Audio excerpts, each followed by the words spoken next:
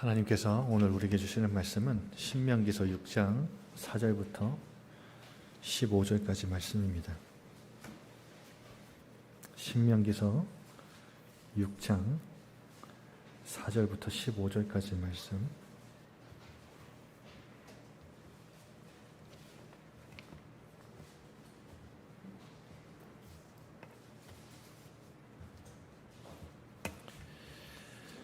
신명기서 6장 4절부터 15절까지 말씀 우리 다 같이 한 목소리로 합독하겠습니다. 이스라엘아 들으라. 우리 하나님 여호와는 오직 유일한 여호와이시니 너는 마음을 다하고 뜻을 다하고 힘을 다하여 내 하나님 여호와를 사랑하라. 오늘 내가 내게 명하는 이 말씀을 너는 마음에 새기고 내 자녀에게 부지런히 가르치며 집에 앉아 있을 때든지 길을 갈 때든지 누워있을 때든지 일어날 때든지 이 말씀을 강론할 것이며 너는 또 그것을 내 손목에 매어 기호로 삼으며 내 미간에 붙여 표로 삼고 또 내 집 문설주와 바깥문에 기록할지니라. 내 하나님 여호와께서 내 조상 아브라함과 이삭과 야곱을 향하여 내게 주리라 맹세하신 땅으로 너를 들어가게 하시고 내가 건축하지 아니한 크고 아름다운 성읍을 얻게 하시며 내가 채우지 아니한 아름다운 물건이 가득한 집을 얻게 하시며 내가 파지 아니한 우물을 차지하게 하시며 내가 심지 아니한 포도원과 감람나무를 차지하게 하사 내게 배불리 먹게 하실 때에 너는 조심하여 너를 애굽 땅 종되었던 집에서 인도하여 내신 여호와를 잊지 말고 내 하나님 여호와를 경외하며 그를 섬기며 그의 이름으로 맹세할 것이니라. 너희는 다른 신들 곧 내 사면에 있는 백성의 신들을 따르지 말라.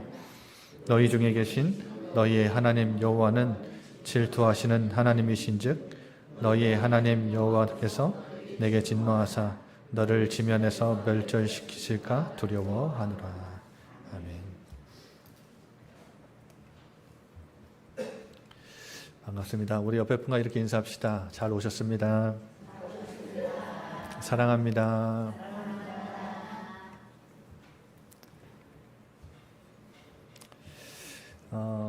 오늘 손님들이 계신 것 같은데요. 지금 저희 교회는 우상과 싸우고 있는 중입니다. 하나님 앞에 우리의 전심을 다 드리고 온 마음으로 하나님 앞에 나아가기 위해서 영적 전투를 지금 하고 있는 중입니다. 오늘 그 말씀의 흐름 속에서 오늘 또 같이 말씀을 나눌 건데요. 여러분 성경에는 이 하나님의 말씀 66권인 하나님 말씀 성경에는 하나님과 하나님 백성의 사이를 여러 가지 관계의 메타포로 설명을 합니다. 메타포라는 것은 은유입니다. 은유. 여러분 하나님과 하나님이 구원하신 그 하나님의 백성과의 관계. 우리가 가장 잘 아는 그 관계가 뭐라고 하죠? 우리 기도할 때 가장 많이 쓰는 단어가 뭐죠? 하나님, 아버지 이렇게 부르잖아요. 그러니까 하나님과 우리의 관계를 하나님과 아들, 자녀의 관계로 이제 설명을 하죠. 그리고 남편과 아내 이렇게도 설명을 합니다. 그리고 하나님은 우리의 왕이시고 우리는 그의 백성이다. 우리 아까 38장에 예수 우리 왕이여 부르면서 이렇게 찬양했잖아요. 그리고 1절에는 하나님은 예수님은 우리의 왕이시고 우리는 그의 백성입니다 고백했지만 2절에는 예수 우리 주시여, 주라는 단어가 퀴리오스, 그러니까 당신은 나의 주인이십니다, 주님이십니다 이 고백이죠. 그러니까 성경에는 하나님과 하나님의 자녀, 백성의 관계를 주인과 종의 관계로도 설명을 해요. 그리고 목자와 양의 관계로도 설명을 합니다. 그 양은 여러분 우리나라는 사실 양을 이렇게 자주 이렇게 접하면서 볼 수 있는 동물이 아니잖아요. 근데 양은 무리를 지어서 다니죠. 근데 어떤 사람이 막 아무리 소리쳐도 양은 안 움직입니다. 근데 목자의 음성을요, 기가 막히게 들어요. 그래서 이 목자와 양의 관계를 통해서 하나님과 우리 자녀, 백성의 관계를 또 설명을 하고요. 스승과 제자, 그리고 어딘가에는 또 친구, 연인, 이렇게 여러 가지 관계들을 가지고 하나님과 하나님의 백성, 자녀들의 관계를 설명을 해줍니다. 그러니까 눈에 보이지 않는 하나님과 구원받은 하나님의 자녀들, 백성들과의 이 관계를 하나님이 우리에게 잘 알도록 표현해 주시고 드러내 주신 거예요. 그래서 아버지와 아들, 남편과 아내는 이제 사랑을 강조하는 언약의 관계고요. 그리고 왕과 백성, 주인과 종은 주권과 권위가 강조된 그런 관계죠. 목자와 양, 스승과 제자는 양육하고 지도하는 이런 것들을 강조해 주는 관계입니다. 그리고 친구와 연인은 뭐죠? 친밀함, 동역, 함께, 동행, 이런 것들을 강조해 주는 관계입니다. 제가 아주 친절하게 주보에 보시면 성경 구절 다 찾아드렸죠. 여러분, 이렇게 친절한 교회가 어디 있습니까? 찾아보시지 않으실 걸 알지만 그래도 한번 찾아보세요. 집에 가셔서. 이걸 찾아보시면 하나님이 이렇게 하나님과 당신의 자녀의 관계를 이렇게 설명하셨구나. 이거보다 더 많아요. 그런데 중요한 것은 무슨 의미냐는 거예요. 무슨 뜻이냐. 왜 이렇게 여러 가지 관계들을 가지고 하나님이 관계를 설명하셨냐. 이렇게 표현을 해주셨냐. 창조주 하나님이 구원받은 우리 하나님의 자녀들과 관계를 맺고 싶으시대요. 관계를. 여러분, 하나님이 우리를 창조하신 하나님이 우리를 구원하시고 끝 아니고 우리와 인격적인 관계를 지속적으로 맺고 싶으시대요. 친밀해지고 싶으시대요.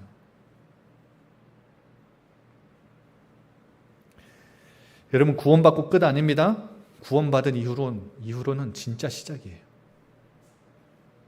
그리스도 예수를 믿고 예수님을 영접해서 하나님의 자녀가 되고 내가 하나님을 아버지라 부를 수 있는 엄청난 자녀의 특권, 권세를 받았는데 그걸로 끝이 아니에요. 시작이에요.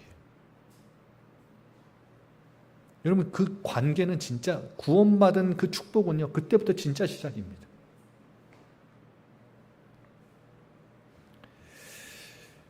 여러분, 이 관계는 저는 이 관계 놓치면 신앙생활 다 놓치는 거라고 생각해요. 그래서 하나님과의 사귐, 교제, 친밀함, 이것들을 여러분이 놓치면 신앙생활 하는데 수십 년을 신앙생활 해도 사실은 신앙 잘 안 잘할 거예요. 실제로 우리 지난주에 말씀 나눈 대로 문제 오면 불신앙 계속 쏟아내요. 왜? 하나님이 없으니까. 구원은 받았는데 하나님과 관계가 없었어요.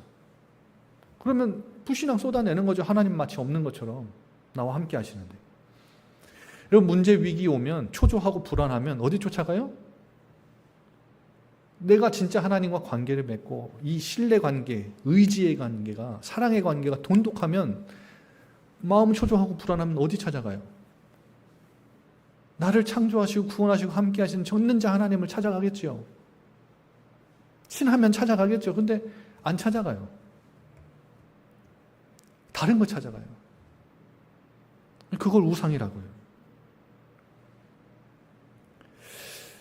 그러니까 여러분, 관계 놓치면 다 놓치는 거예요. 예배, 지금 이 시간 여러분 예배 드리러 왔잖아요. 이 예배도 남편 때문에, 부인 때문에 눈치 보여가지고 어쩔 수 없이 와 있다. 저는 그 사람이 제일 불쌍한 사람이라 생각합니다. 세상에서 가장 불쌍한 사람이에요. 얼마나 힘듭니까? 여러분, 우리가 앉아가지고 누군가랑 대화하는데 3, 40분을 누군가가 일방적으로 얘기만 한다 생각이 없어요. 그럼 내가 그거 들어야 된다 생각이 없어요. 관심도 없는데. 얼마나 힘들어요. 여러분, 누구 때문에 겨우 어쩔 수 없이 눈치 보여서 온 사람들은 여러분 엄청 힘들 거예요.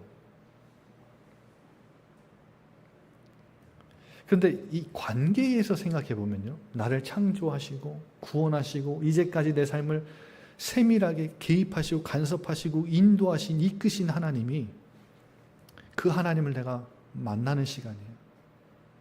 그 사랑하는 하나님을 만나는데 여러분 가슴이 설레지. 예배 왜 또 가나? 예배 꼭 가야 되나? 오늘 손님들 오셨는데 여행 오신 것 같은데 혹시 탁숙형 원사님 때문에 오신 거 아니죠?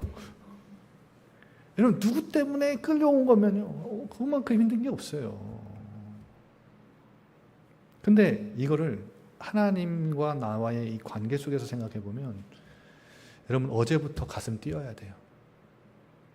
여러분 오랫동안 떨어져 있던 연인 오랜만에 만날 때 가슴 설레가지고 잠 못 자잖아요. 다 연애 해보셨지요? 너무 오래돼서 기억이 안 나실지 모르겠는데 여러분 이게 가슴이 너무 떨리고 설레가지고요. 전날 잠이 안 와. 막 아침 새벽부터 일어나고 막 준비. 여러분 이게 관계예요. 관계에서 예배를 보면요.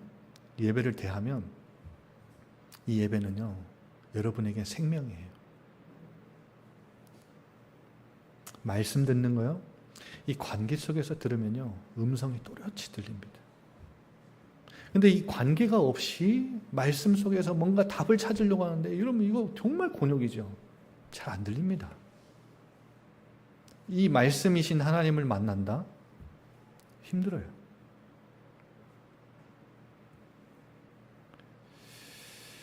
여러분 기도는 하나님과의 소통이죠. 대화예요. 여러분 제가 몇 번 말씀드렸지만 저는 목사라고 다 좋은 거 아니에요.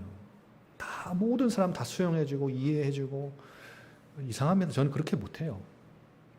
그래서 저는 저한테 상처 준 사람 마음 상하게 하면요. 누구한테 가서 이러냐? 제가 복수하지 않고 하나님한테 가서 일러요. 여러분 그게 기도입니다. 여러분 누가 여러분을 해코지해요? 회사에서 정말 이해 안 되고 막 저를 막 불이익을 주고 막 나를 막 너무 힘들게 해요? 여러분이 가서 상대하고 복수하는 것보다 하나님이 복수하시면 여러분 비교를 할 수 없죠. 하나님한테 가서 일러 그래요. 아시겠죠? 그게 관계라니까. 여러분 그게 기도예요. 전도 선교요. 저는 이 관계 속에서 나와야 된다고 생각합니다. 그래서 저희 교회가 계속해서 프로그램 만들고 행사 만들고 하지 않고 계속 관계 설명하잖아요. 여기 모여서 한 10명 우리 같이 예배 드리거든요. 주일날. 근데 제주도에서 성안교회가 제일 크대요. 한 2,000명 모인답니다. 근데 2,000명 모인 교회에서 하나님과의 관계가 전혀 없는 사람 2,000명이 모인 거거든요. 성안교회가 그렇다는 게 아니라 이거 오해하지 마십시오. 2,000명, 3,000명, 10,000명이 모여서 하나님과의 관계가 전혀 없이 모이는 사람들하고 하나님과의 관계가 돈독하고 친밀하고 그런 사람들 10명이 모인 교회는 여러분 이건 영적으로 영향력의 힘이 다릅니다. 하나님 모실 때 달라요. 전도 선교요? 이거 없이 할 수 있다고 생각합니다. 제가 강단에서 계속 여러분의 삶에 사명감을 계속 불어넣어줘요. 전도해야 됩니다. 당신 주변에 있는 사람들 다 살려야 됩니다. 이번 주간에 복음 전하고 교회 다 데려오십시오. 어떤 교회는 화장실에 뭐라고 딱 붙어있대요. 앞에 남자 소변기 딱 앞에 딱 오늘도 혼자 오셨습니까?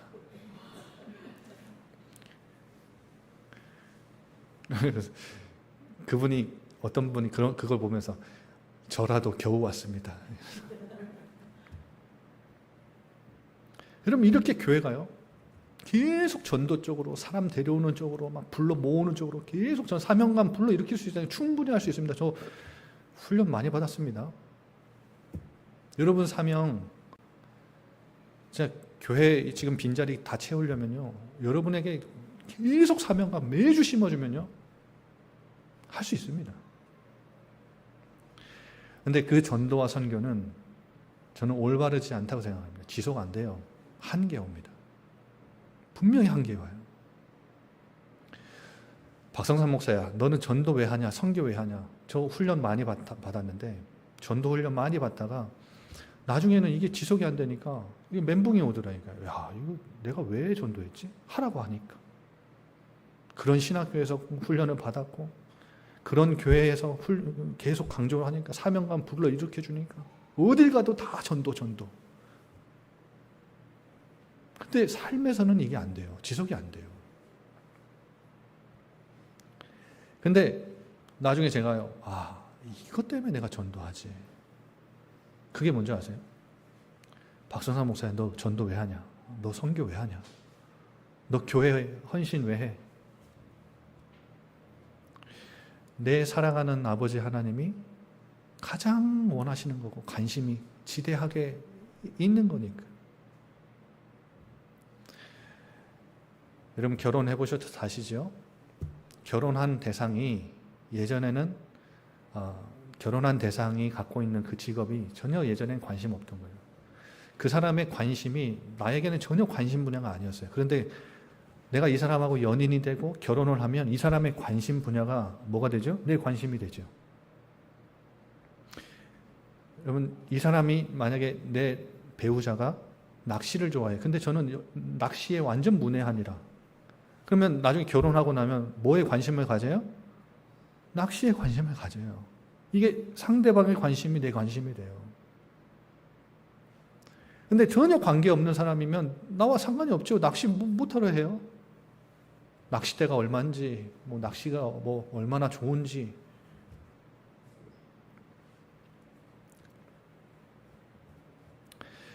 여러분, 관계 없으면, 하나님과 관계 맺지 않으면 다 놓치는 겁니다. 예배도 싱겁죠. 재미없어요. 말씀도 안 들려요. 이것도 하루 이틀이지. 기도 정말 힘듭니다. 기도하라고 앉아있으라고 하면요, 정말 힘들어요.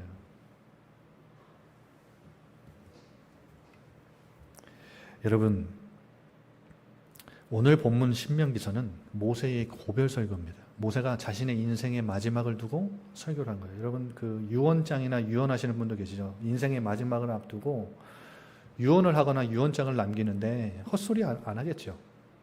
진짜 자기의 인생, 모든 인생을 총망라해서 다 기억하면서 생각해보면서 진심을 꾹꾹 담아서 눌러쓴 자신의 인생의 총망라를 해서 메시지를 전하는 내용이 신명기서예요. 그런데 이 신명기서에서 모세가 이스라엘 민족 자신의 후손들에게 계속해서 반복해서 이야기하는 게 있어요. 반복은, 성경에서 반복은 강조입니다. 반복한다는 것은 강조하는 거예요. 잔소리하는 게 아니라 강조하는 거예요. 신명기에서 드러난 하나님의 성품이 하나 있는데요. 그게 뭐냐면 사랑, 자비의 하나님, 긍휼의 하나님, 사랑의 하나님, 은혜의 하나님이에요. 여러분, 또 친절하게 제가 신명기서에 기록된 이 사랑의 하나님 성경 구절 다 적어드렸습니다. 이 모든 구절들을 다 통틀어 보면 한마디로 이거예요. 이스라엘아, 너같이 하나님의 사랑을 받은 민족이 세상에 어디 있냐? 너같이 하나님의 은혜를 받은 특별한 민족이 어디 있냐? 이 말이에요. 너네 같은 민족은 세상에 없다, 이 말이에요. 하나님의 특별한 선택과 사랑으로 보호하시고 인도하시고 하나님의 기업이 된 민족이, 너희 이스라엘 민족 같은 민족이 세상에 없다. 창조주 하나님이 최초 인간을 하나님 형상으로 창조하시고 대리인 청지기의 역할을 사명을 맡기셨죠. 그런데 그 속에서 하나님께 영광을 올려드리고 하나님과 관계 속에서 즐거워하는 인간이 하나님을 떠났잖아요. 하나님 배신했어요. 하나님의 언약을 어겨버렸어요. 선악과 먹지 말라 그랬는데 이거 따먹었어요. 이 말은 무슨 말이에요? 독립선언이에요. 하나님 필요 없다. 나 하나님 없이 살겠다. 아니 피조물 따위가 나 하나님 없이 살겠다는 거예요.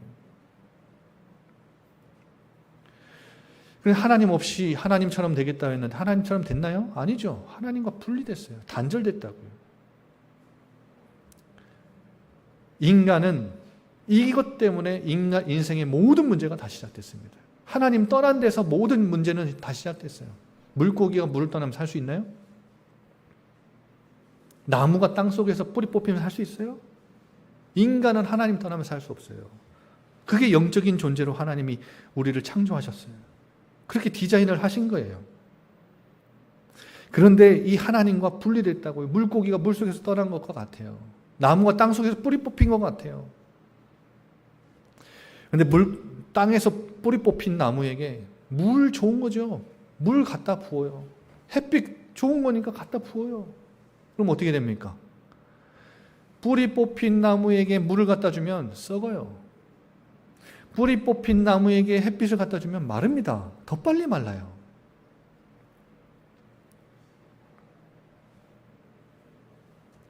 이게 인간의 근본 문제라고요. 왜 우리 인간이 이 땅에서 눈물, 아픔, 고통, 슬픔이 시작됐냐? 왜 영적으로 시달리고 정신병원은 들어갈 곳이 없어가지고 지금 사람이 꽉 차가지고 왜 이렇게 정신적으로 사람들이 시달리냐? 며칠 전에 여러분 끔찍한 뉴스 지금 우리 계속 보잖아요. 아들이 아버지 생신, 저희 아버지한테 잘해야 되겠어요. 아들이 아버지 생신 차려드렸는데 총 만들어다가 아버지가 아들을 쏴 죽이고, 야, 이거 제가 그거 보면서 아버지한테 잘해야 되겠다.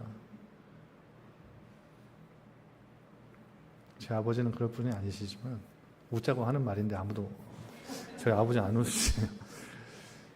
근데 여러분 그런 거예요. 인간이 하나님을 떠나서 모든 인간의 문제는 다 시작됐어요. 돈 좋은 거죠. 그런데 돈으로 인간의 근본 문제 해결할 수 없습니다. 그러니까 물 좋은 거라고 좋은 게 아니에요. 뿌리 뽑힌 나무한테는. 햇빛, 광합성 작용을 일으키죠. 나무를 자라게 하죠. 근데 이 나무가 어떻게 자랍니까? 뿌리가 있어야 광합성 작용도 하는 거죠. 하나님 떠난 인간에게 아무리 좋은 거라고 해서 너 이거 가지면 행복할 수 있어. 이거 가지면 너 행복할 수 있어. 불행 끝이 행복 시작이야. 돈 해보고 사랑도 해보고 결혼도 해보고 애도 낳아보고 출세도 해보고 다 해보는데요. 거기 진짜 행복 없어요. 잠깐의 만족은 있죠. 잠깐이에요. 그냥 그 문제가 어디서 시작됐냐? 하나님을 떠나면서 시작됐다.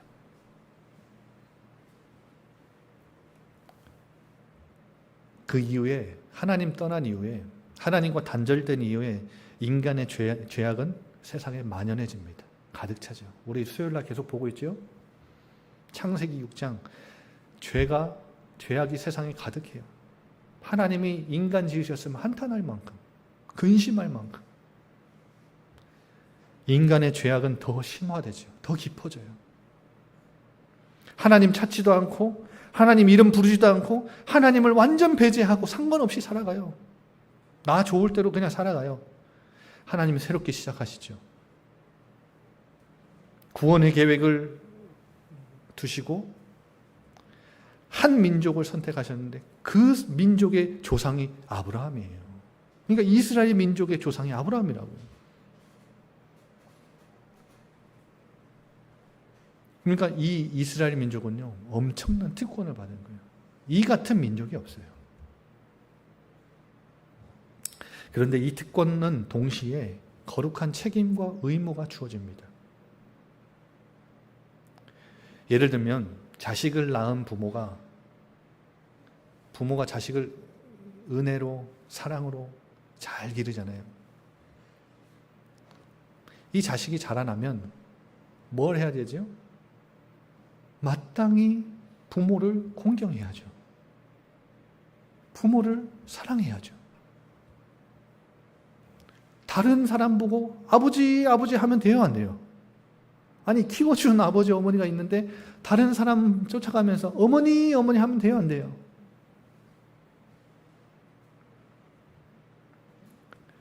가나안 입성 직전에 하나님이 모세가 이 이스라엘 민족에게 그거 하지 말라는 거예요. 너네 가나안 땅 들어갈 건데 너네 창조하신 창조주 하나님, 너희를 구원하신 하나님, 너네만 바라보신 하나님, 너네를 인도하신 그 하나님, 너네를 선택하신 그 하나님, 그 하나님 믿지 마.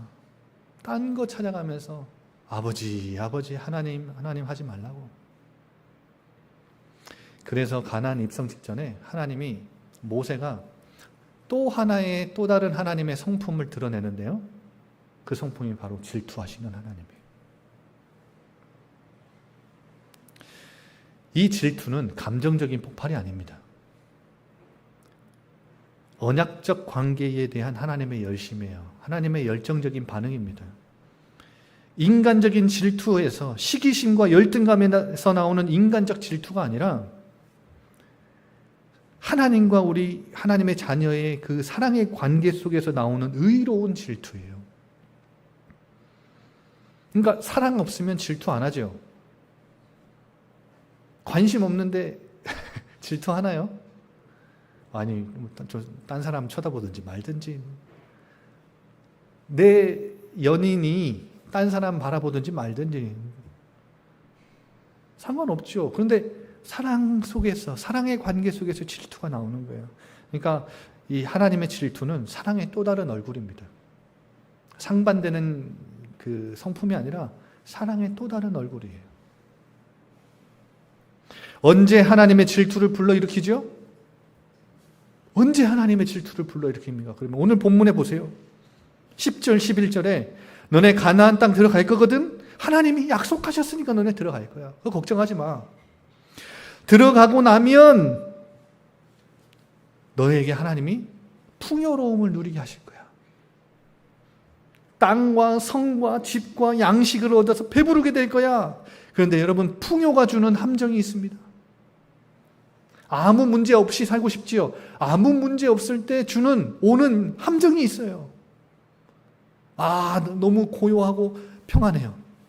내 자녀도 너무 잘 되고, 사업도 잘 되고, 직장도 너무 잘 되고, 갈등 하나도 없고, 내가 생각하고 계획한 대로 술술 잘 풀리고. 여러분, 근데 그거 복 같지요? 그런데 그 풍요가 주는 함정이 있다고요. 하나님이 그 가나안 땅 들어가서 모든 건 누리게 할 때 어떤 함정이 있어요? 망각이라는 함정이 있어요. 망각하게 되는 거예요. 망각이 뭡니까? 기억을 잃는 거예요. 그래서 12절에 보세요. 너는 조심해. 애굽 땅 종되었던 집에서 인도하여 내신 여호와 잊지 마. 이 말은 뭐예요? 아까 말씀드린 너희를 창조하시고 너희를 구원하신, 너희를 여기까지 인도하신, 너희를 그리고 그 안에 들어가게 하실 그 하나님, 너네 들어가서 잊지 마. 너네 그거 조심해야 돼.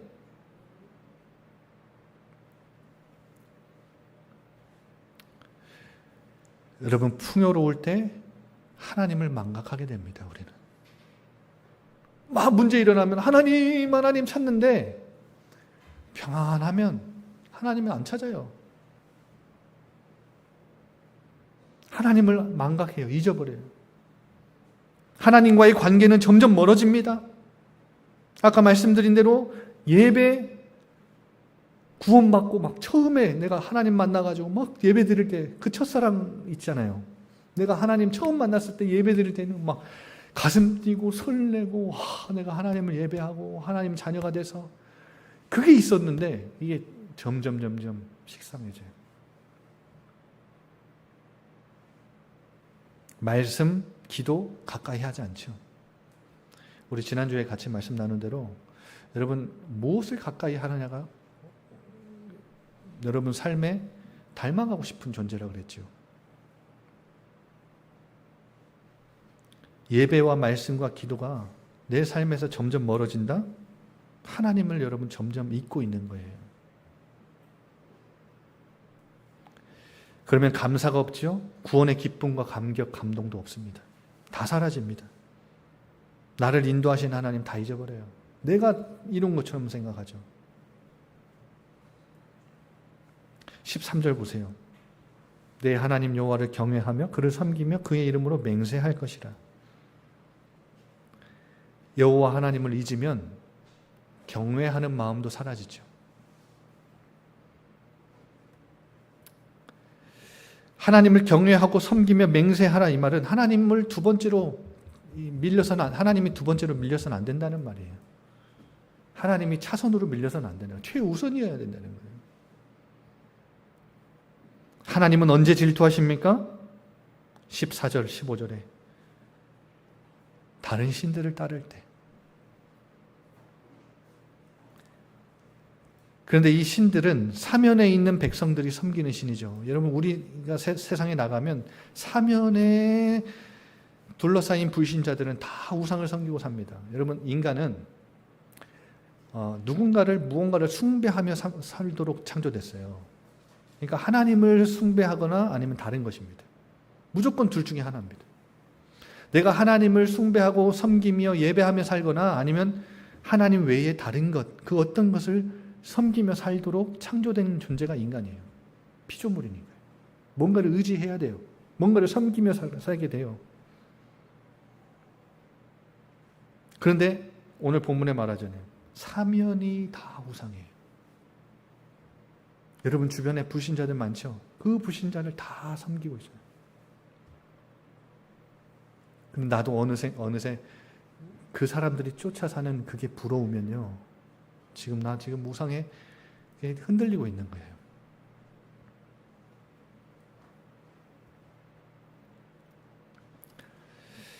결국 하나님의 질투와 진노를 불러일으키고 모세가 이렇게까지 말하죠. 멸절하실까 두려워한다. 너를 지면에서 멸절할까 두려워한다. 이렇게 사랑을 받았던 이 민족이 하나님이 이 민족만 아셨는데 멸절할까 두렵대요.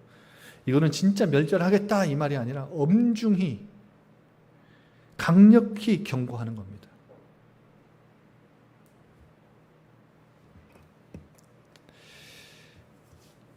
여러분 그래서 가나안 땅은 젖과 꿀이 흐르는 땅이 아름다운 땅이지만 동시에 우상이 창궐한 위험한 땅이에요.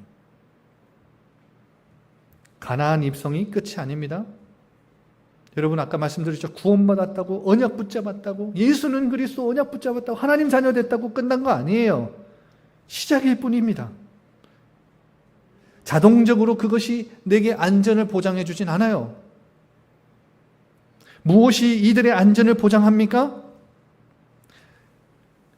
가나안 땅 들어가서도 이 광야에서도 무엇이 이들의 안전을 보장해 준다고 하나님을 설명하시고 각인시키시고 훈련시키셨어요?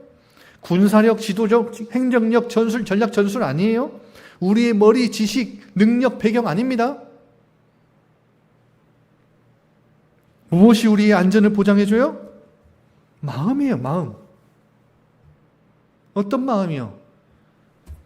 13절에 나와 있는 하나님을 경외하는 마음이요. 그리고 오늘 읽은 4절부터 보면 하나님을 사랑하는 마음이요. 여러분 하나님을 경외하고 사랑하는 마음 놓치면 하나님과의 관계를 놓치고 이 마음을 놓치면 다 놓치는 겁니다. 끝이에요. 우리는 이 제주 땅에서 영적 싸움 시도도 못 해보고 끝날 겁니다. 그래서 여러분 한 사람 한 사람 지금 말씀에 반응해야 돼요.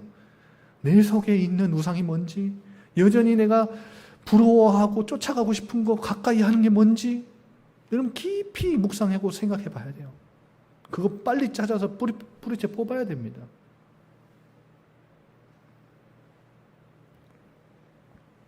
그러면 어떻게 하나님을 경외하고 사랑하는 마음을 지킬 수 있다는 말입니까?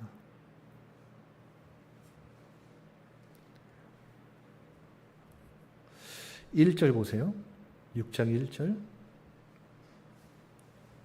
여호와께서 너희에게 가르치라고 명령하신 명하신 명령과 규례와 법도 건너가서 차지할 땅에서 이거 행해.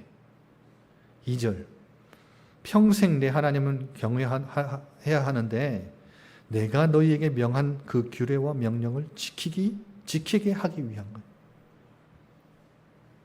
3절 너네 그것을 삼가 행해. 그러면 내가 복을 받고 하나님이 너희에게 허락하신 같이 적과 꿀에 흐르는 땅에서 번성할 거야. 5절 마음과 힘과 뜻과 힘을 다해 하나님을 사랑해.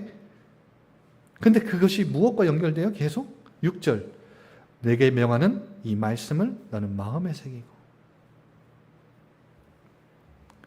24절도 보세요. 이 모든 규례를 지키라 명령하셨으니 이는 우리가 우리 하나님 여호와를 경외하여 항상 복을 누리게 하기 위함이며. 여러분 하나님을 경외하면 복이 따라옵니다. 그런데 여호와께서 오늘과 같이 살게 하려 하심이라. 그런데 뭘 지키면요? 규례를 지키면. 25절도 보세요. 우리가 그 명령하신 대로 이 모든 명령을 우리 하나님 여호와 앞에서 삼가 지키면 그것이 우리의 의로움이니라 할지니라. 뭐가 계속 연결돼요? 사랑과 경외하는 마음 놓치지 않기 위해서 모세가 계속 반복하는 단어가 있잖아요. 하나님의 명령과 규례, 법도, 말씀이 말씀.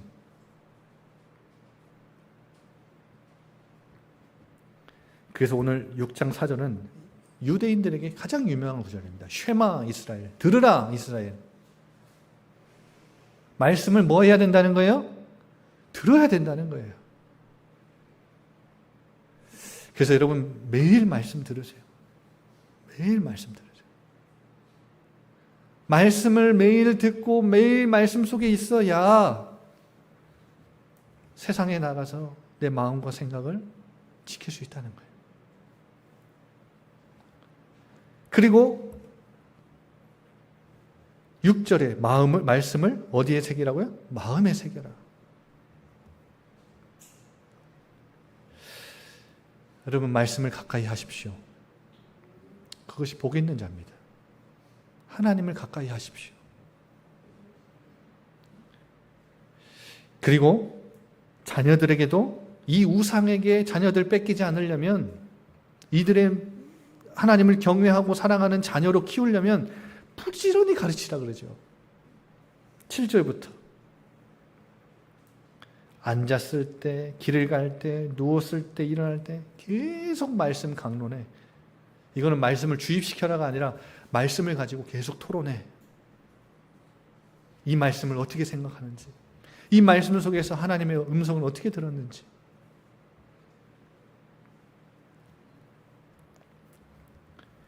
(8절) (9절) 보세요. 말씀을 손목에까지 매래. 기호로 삼고 미간에 붙여 표로 삼으래요. 여러분 손목과 미간은 뭐예요? 개인의 시스템이 있어야 된다는 거예요. 말씀을 듣고 말씀을 마음에 새기고 하는 말씀의 개인적인 시스템이 있어야 돼요. 그리고 집 문설주에 붙이라 그러죠. 집 문설주는 뭐예요? 가정이에요. 가정. 여러분 가정에도 말씀을 계속 흘러들어오게 하는 시스템이 있어야 돼요. 그래서 여러분 가정 이제 꾸리고 나서 가정 예배 한 번도 안 들어본 분들 계시죠? 가정 예배 드려야 돼요. 아버지는 영적인 권위가 있습니다. 일주일에 한 번, 적어도 일주일에 한 번은 가정 예배 드려야 돼요. 도전해 보세요.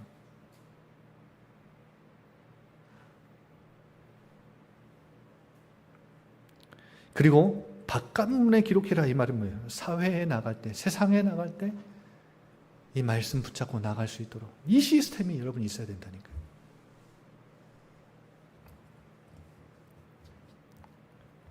그래야 하나님을 경외하고 사랑하는 마음을 지킬 수 있습니다. 왜? 말씀이 관계니까요.